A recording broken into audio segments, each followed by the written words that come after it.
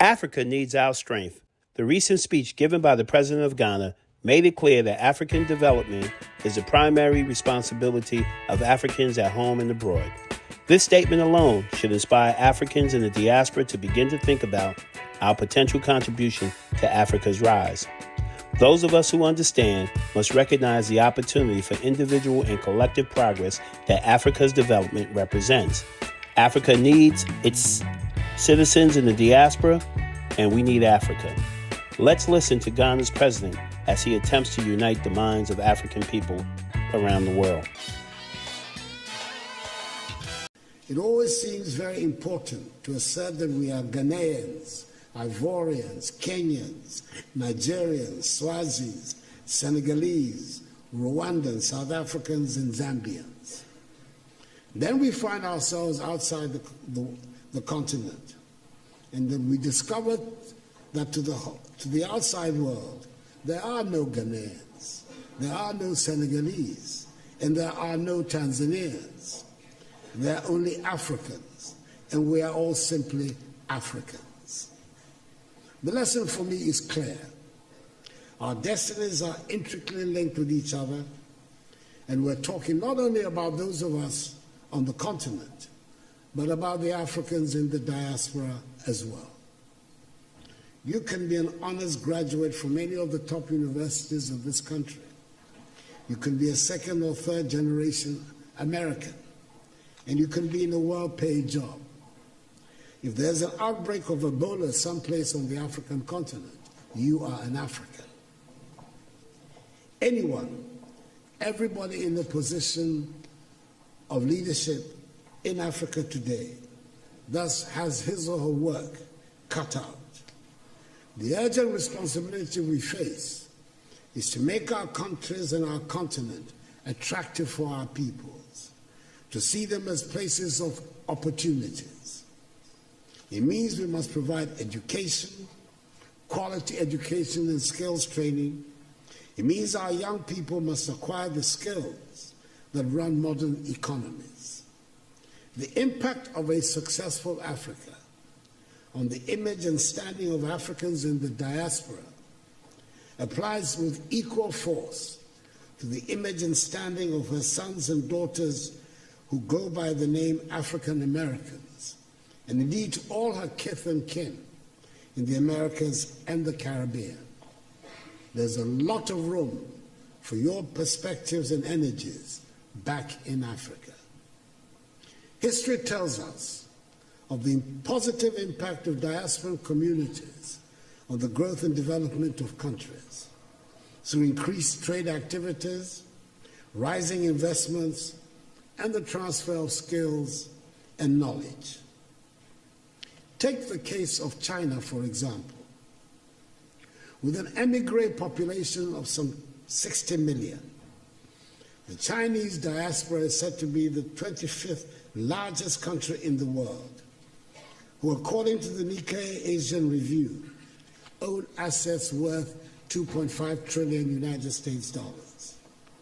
When foreign companies in the late 1970s reduced their investments in China, it was the Chinese diaspora that shored up the economy.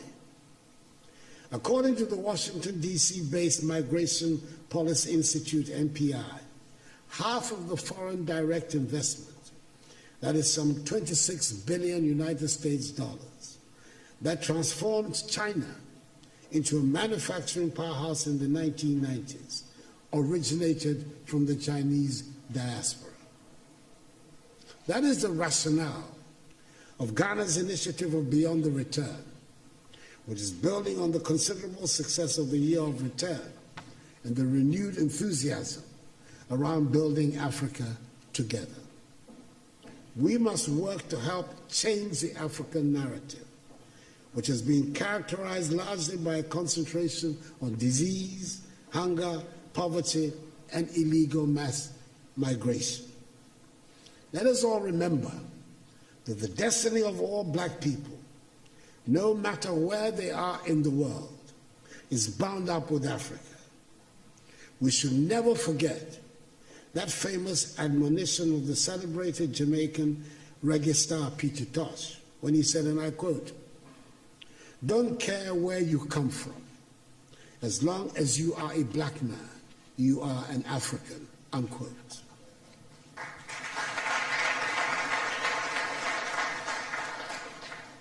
We must help make Africa the place for investment, progress, and prosperity, and not from where our youth flee in the hope of accessing the mirage of a better life in Europe, Asia, or the Americas.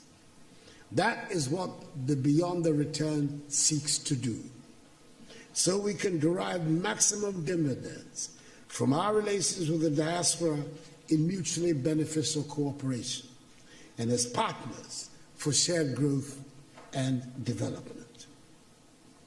The second half of the 20th century witnessed a great blow for human progress and freedom when the African peoples, in the wake of Ghana's shining example, liberated themselves from the colonial and imperialist yoke and the racist ideology of apartheid and emerged as free, independent peoples to construct new nations of hope and advancement. The first half of the 21st century should consolidate this development and see the growth of modern, prosperous, technologically advanced nations within a united Africa, which would make a reality of the dream of the 21st century as the African century and bring dignity and respect to black people all over the world. We've done enough talking, and dare I say we've had enough conferences and workshops.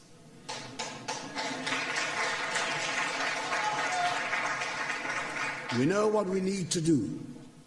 It is time just to do it. We've run out of excuses for the state of our continent. We have the manpower. We should have the political will. It is time to make Africa work.